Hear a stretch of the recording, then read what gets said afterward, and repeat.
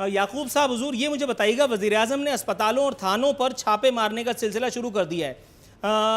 Bed पर 3 मरीज देखकर बरहम, गफलत बरतने वालों के खिलाफ कार्रवाई की जाएगी। सर, ये तो एसडीएम का काम है, ये तो इलाका एसएचओ का काम है।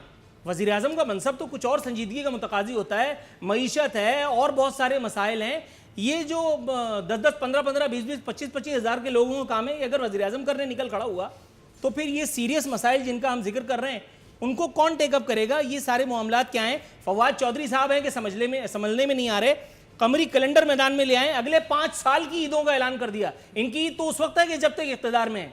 सर, ये कुछ और बताइए कि मैं क्या पूछूं अब।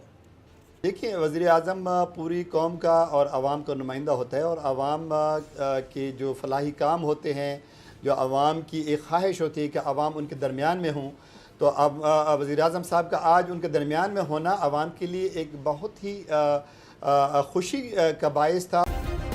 सब्सक्राइब करें और बेल दबाएं ताकि कोई खबर रह न जाए।